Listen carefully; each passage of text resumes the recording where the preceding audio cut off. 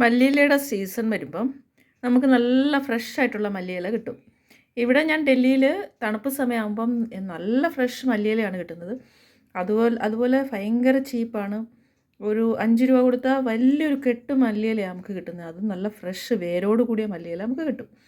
അപ്പം അങ്ങനെ സീസൺ വരുമ്പം നമ്മൾ ഒന്നിച്ച് മല്ലിയില വാങ്ങിയിട്ട് കുറച്ച് സോഡ പൗഡർ എടുക്കുക. സോഡ പൗഡർ ഇട്ട് അതിലിട്ട് കുറച്ച് വെള്ളം കൂടെ ഒഴിച്ച് നമ്മൾ ഒഴിച്ച് 2-3 പ്രാവശ്യം നന്നായിട്ട് കഴുകുക. സോഡ പൗഡർ ഇട്ട് കഴിയുമ്പോൾ ഇതിലെന്തെങ്കിലും കെമിക്കലോ മരുന്നോ എന്തെങ്കിലും അടിച്ചിട്ടുണ്ടെങ്കിൽ അതെല്ലാം അങ്ങ് പോയി കിട്ടും.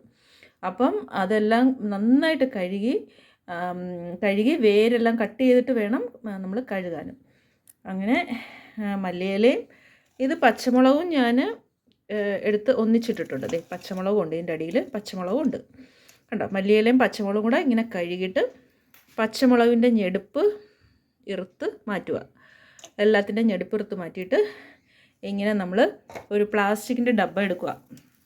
പ്ലാസ്റ്റിക്കിൻ്റെ ഡബ്ബ എടുത്തിട്ട് ആ മല്ലിയിലയും പച്ചമുളകും കൂടെ നിറച്ചിതിൽ കുറേശ്ശെ എടുത്ത് നിറച്ചിതിൽ വെള്ളം തോർന്നു കഴിഞ്ഞിട്ട് വേണം. ഒരുപാട് വെള്ളം ആവാൻ പാടില്ല. വെള്ളം നല്ലതായിട്ട് തോർന്നു കഴിഞ്ഞിട്ട് ഇതുപോലെ ഡബ്ബയിലിട്ട് നന്നായിട്ട് അടച്ച് ഫ്രിഡ്ജിൽ വെച്ചാൽ നമുക്ക് ഈ മല്ലിയില ഇത് തീരുന്നിടം വരെ ഇത് ഫ്രഷ് ആയിട്ടിരിക്കും. വാടുകയോ ചീത്തയാവോ ഒന്നും ചെയ്യില്ല. പക്ഷേ നമ്മൾ നല്ല വെള്ളം തോർന്നിട്ട് വേണം വെക്കാൻ. സോഡ പൗഡർ ഇട്ട് വാഷ് ചെയ്യണം. നമുക്ക് മല്ലിയിലയും പച്ചമുളകും അത് എത്ര വാങ്ങിക്കുന്നോ അത് തീരുന്നിടം വരെ അതങ്ങനെ ഫ്രഷ്നെസ്സോടെ ഇരിക്കും.